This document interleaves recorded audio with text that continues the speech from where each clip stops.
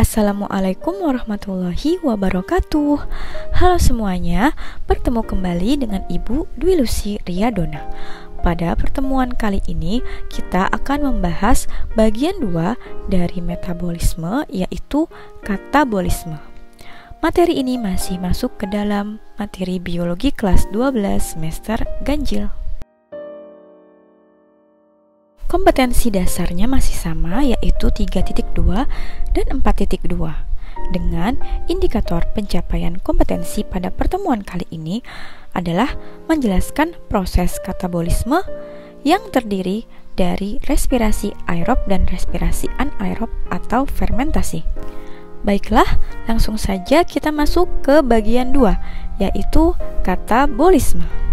Katabolisme atau disebut juga desimilasi merupakan rangkaian reaksi kimia yang berkaitan dengan proses pembongkaran, penguraian atau pemecahan molekul atau senyawa kompleks menjadi molekul atau senyawa yang lebih sederhana dengan bantuan enzim.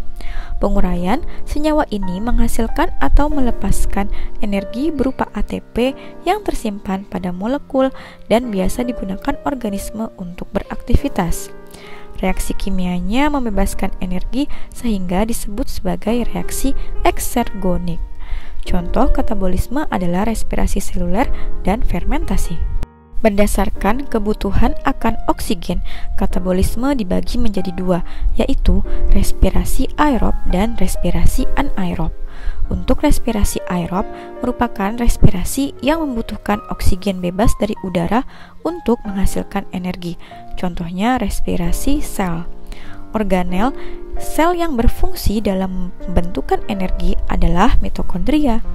Respirasi aerob dapat dibedakan menjadi 4 tahap, yaitu glikolisis, dekarboksilasi oksidatif, siklus Krebs, dan transport elektron. Sementara respirasi anaerob merupakan respirasi yang tidak membutuhkan oksigen untuk menghasilkan energi. Respirasi anaerob sering kita sebut fermentasi.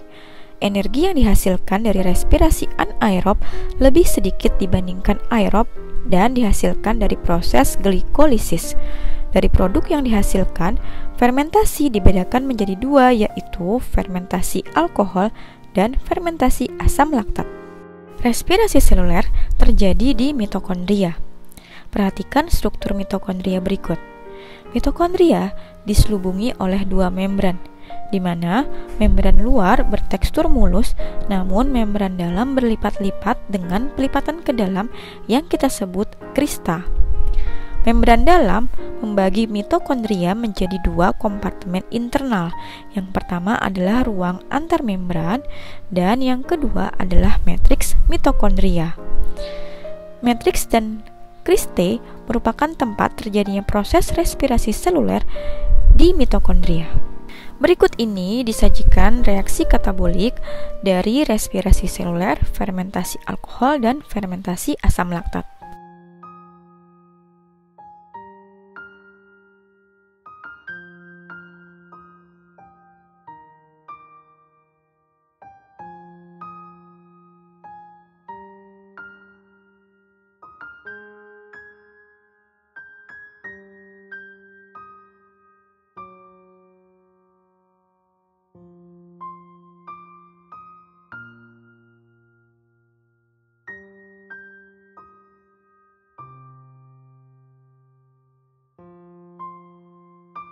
Baik, sekarang kita masuk pembahasan respirasi seluler.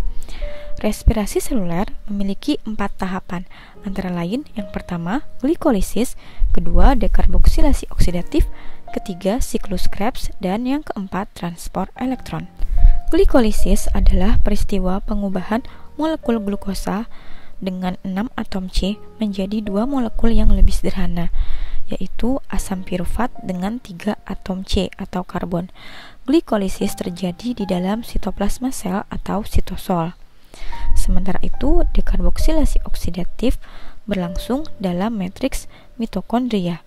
Setiap asam pirufat yang dihasilkan kemudian akan diubah menjadi asetil-CoA atau koenzim A. Berikutnya yang ketiga, siklus Krebs dinamakan demikian karena berasal dari nama orang yang menemukan reaksi respirasi aerob, yaitu Hans Krebs. Siklus ini disebut juga siklus asam sitrat. Siklus Krebs berlangsung di dalam matriks mitokondria. Dan yang terakhir, transport elektron. Transport elektron merupakan serangkaian peristiwa pemindahan elektron dan ion hidrogen atau H+. Reseptor-reseptor ini kemudian akan masuk ke transfer elektron untuk membentuk suatu molekul berenergi tinggi, yaitu ATP. Reaksi ini berlangsung di dalam krista mitokondria. Secara umum, respirasi seluler disajikan dalam gambar ilustrasi berikut. Glikolisis dan siklus Krebs atau siklus asam sitrat terjadi melalui mekanisme yang disebut fosforilasi tingkat substrat. Sedangkan transport elektron terjadi melalui mekanisme fosforilasi oksidatif. Fosforilasi tingkat substrat terjadi ketika suatu enzim mentransfer gugus fosfat dari molekul substrat ke ADP, bukan menambahkan fosfat anorganik ke ADP seperti pada fosforilasi oksidatif. Selain itu, disebut fosforilasi oksidatif karena memperoleh tenaga dari reaksi-reaksi redoks dalam rantai transport elektron, seperti yang akan kita pelajari pada pertemuan ini. Baik, langsung saja yuk kita bahas satu persatu, dimulai dari glikolisis. Peristiwa glikolisis menunjukkan perubahan dari glukosa, kemudian makin berkurang kekomplekan molekulnya dan berakhir sebagai molekul asam pirufat. Produk penting glikolisis dari satu molekul glukosa adalah 2 molekul asam pirufat, 2 molekul NADH, dan 2 molekul ATP. Tahap yang kedua yaitu dekarboksilasi oksidatif. Asam pirufat akan mengalami dekarboksilasi sehingga gugus karboksil akan hilang sebagai CO2 dan akan berdifusi keluar sel. 2 gugus karbon yang tersisa kemudian akan mengalami oksidasi sehingga gugus hidrogen dikeluarkan dan ditangkap oleh akseptor elektron NAD+. Gugus yang terbentuk kemudian ditambahkan koenzim A sehingga menjadi asetil-CoA.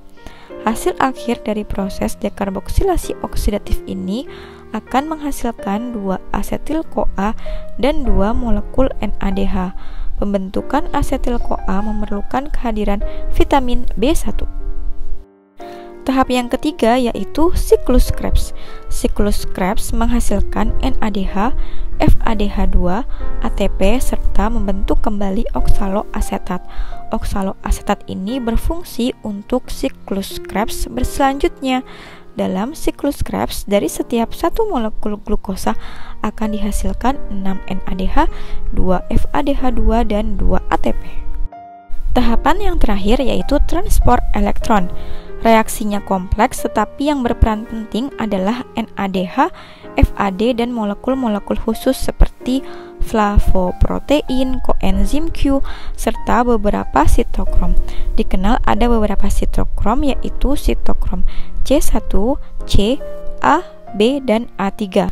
Elektron berenergi pertama-tama berasal dari NADH, kemudian ditransfer ke FMN atau flavin mononukleotida, selanjutnya ke Q, sitokrom C1, C, A, B, dan A3, lalu berikatan dengan H yang diambil dari lingkungan sekitarnya sampai terjadi reaksi terakhir yang membentuk H2O. Sekarang, mari kita review hasil dari masing-masing tahapan respirasi seluler beserta keseluruhan total energi yang dihasilkan dari respirasi seluler. Baiklah, sekarang kita masuk pembahasan respirasi anaerob. Respirasi anaerob disebut juga fermentasi. Respirasi anaerob adalah respirasi yang tidak membutuhkan oksigen untuk menghasilkan energi. Respirasi anaerob merupakan respirasi yang tidak menggunakan oksigen sebagai penerima akhir pada saat pembentukan ATP. Respirasi anaerob juga menggunakan glukosa sebagai substrat. Organisme yang melakukan fermentasi diantaranya adalah bakteri dan protista yang hidup di rawa, lumpur, makanan yang diawetkan, atau tempat-tempat lain yang tidak mengandung oksigen. Beberapa organisme dapat berespirasi menggunakan oksigen, tetapi dapat juga melakukan fermentasi. Organisme seperti ini melakukan fermentasi jika lingkungannya miskin oksigen. Sebagai contoh, sel-sel otot dapat melakukan respirasi anaerob jika kekurangan oksigen. Perhatikan gambar ilustrasi tahapan respirasi anaerob. Jika tidak ada oksigen atau disebut dalam keadaan anoksia, metabolisme asam pirufat akan diarahkan pada metabolisme fermentasi, yaitu fermentasi etanol atau asam laktat. Berdasarkan produk yang dihasilkan, fermentasi atau respirasi anaerob dibedakan menjadi dua, yaitu fermentasi alkohol dan fermentasi asam laktat. Pada fermentasi alkohol, asam pirufat diubah menjadi etanol atau etil alkohol melalui dua langkah reaksi, yaitu yang pertama, pembebasan CO2 dari asam pirufat yang kemudian diubah menjadi asetaldehid, dan yang kedua, reaksi reduksi asetaldehid oleh NADH menjadi etanol. NAD yang terbentuk akan digunakan untuk glikolisis. Sementara itu, fermentasi asam laktat adalah fermentasi glukosa yang menghasilkan asam laktat. Fermentasi asam laktat dimulai dengan glikolisis yang menghasilkan asam pirufat, kemudian berlanjut dengan perubahan asam pirufat menjadi asam laktat. Pada fermentasi asam laktat, asam pirufat bereaksi secara langsung dengan NADH membentuk asam laktat. Berikut ini disajikan tabel perbedaan respirasi aerob dan anaerob. Terlihat keduanya menggunakan bahan yang sama, yaitu glukosa, namun prosesnya berbeda. Pada respirasi aerob, prosesnya terjadi melalui 4 tahap lengkap dan tempatnya terjadi di sitosol dan mitokondria, serta dihasilkan 30 atau 32 ATP. Sementara pada respirasi anaerob, prosesnya hanya terjadi glikolisis menghasilkan asam pirufat. Selanjutnya, fermentasi asam laktat akan mengubah asam pirufat menjadi asam laktat. Sementara fermentasi alkohol akan mengubah asam pirufat menjadi asetaldehid serta etanol dengan dibarengi oleh keluarnya CO2. Untuk tempatnya, respirasi anaerob terjadi di sitosol dan hanya menghasilkan 2 ATP. Sehingga pada respirasi anaerob, energi yang diperoleh lebih sedikit dibandingkan dengan respirasi aerob. Selanjutnya, kita akan melihat hubungan katabolisme karbohidrat, lemak, dan protein yang disajikan pada gambar ilustrasi berikut. Pada katabolisme lemak, terlebih dahulu, lemak dibantu oleh enzim lipase akan memecah lemak menjadi asam lemak dan gliserol. Asam lemak tersebut kemudian diubah menjadi asetil-CoA yang kemudian memasuki siklus Krebs. Gliserol akan diubah menjadi fosfoglyceraldehid atau PGAL yang masuk ke reaksi glikolisis. Oksidasi 1 gram lemak akan membebaskan sekitar 9 kalori. Sedangkan katabolisme protein dimulai dengan pemecahan protein yang dibantu oleh enzim protease dan peptidase menjadi asam amino. Asam amino mengalami reaksi deaminasi yang menghasilkan gugus amin atau NH3 dan asam keto. NH3 atau amoniak diubah menjadi urea dan dibuang melalui urin. Asam keto memasuki reaksi glikolisis atau siklus Krebs.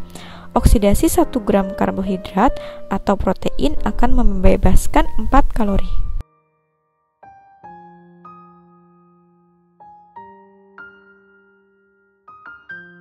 Baik, alhamdulillah materi pada pertemuan kali ini sudah selesai. Terima kasih untuk anak-anak ibu yang sudah menyimak materi ini dengan baik. Semoga apa yang kita pelajari dapat bermanfaat bagi kita semua. Sampai bertemu kembali insya Allah pada pertemuan berikutnya yang akan membahas anabolisme. Tetap semangat belajar dan jaga kesehatan. Wassalamualaikum warahmatullahi wabarakatuh.